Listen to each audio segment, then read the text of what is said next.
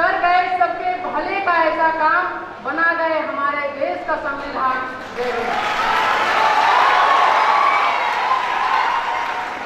माननीय अतिथिगण, प्रधानाचार्य, शिक्षकगण, हमारे सीनियर, हमारे प्यारे सहपाठियों और हमारे प्यारे जूनियर, आप सभी को डॉक्टर भीमराव रामजी अंबेडकर जयंती के इस शुभ अवसर पर सुसंध्या और मेरा प्रणाम।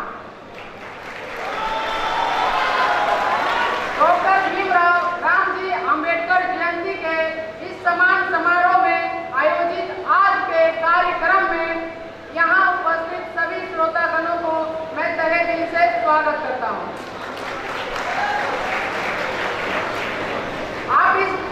आज इस जयंती पर मैं अपने विचार प्रस्तुत करना चाहता हूँ। 14 अप्रैल, जैसा कि हम सभी जानते हैं कि आज के दिन बाबा साहेब डॉक्टर भीमराव अंबेडकर जी का जन्म हुआ था। उन्होंने अपना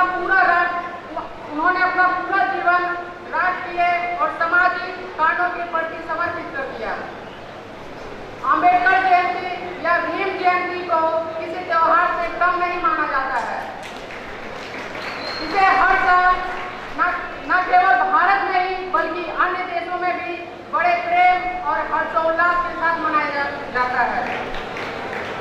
डॉक्टर अंबेडकर का जन्म 14 अप्रैल 1891 में महो कैंटोनमेंट, इंदौर के मध्य प्रदेश में हुआ था। वो उनके माता पिता के 14वें संतान थे। उनके पिता रामजी बालोजी सकपाल थे और माँ भीमाबाई थी। उन्हें लोग प्यार से बाबा साहेब के नाम से बुलाते हैं। अपनी मास्टर्स और पीएचडी की डिग्री प्राप्त की और 1923 में वे भारत लौट आए। बचपन से ही उन्होंने समाज की बाबा साहेब अपनी पढ़ाई नहीं छोड़ी। उन्होंने 32 डिग्रियां हासिल की और 9 भाषाओं के जानकार बने।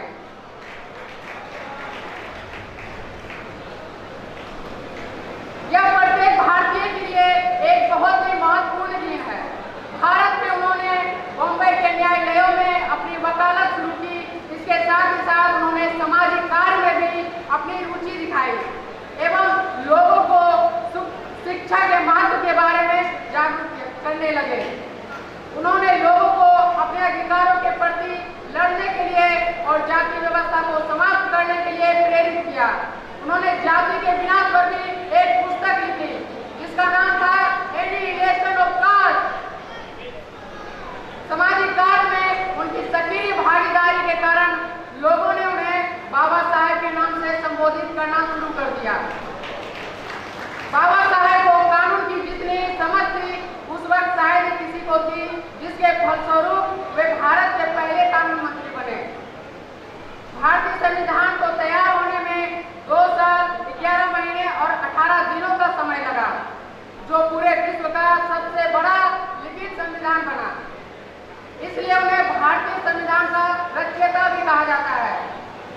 बाबा भीमराव अंबेडकर ने एक बार कहा था, किसी समुदाय की तरक्की को मैं उस तरक्की से मापता हूँ जो उस समुदाय की महिलाओं ने हासिल की है।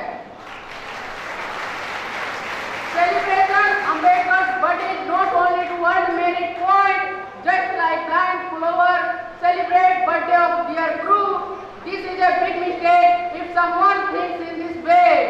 The real purpose of celebrating this great occasion, implement and follow its teaching in our life.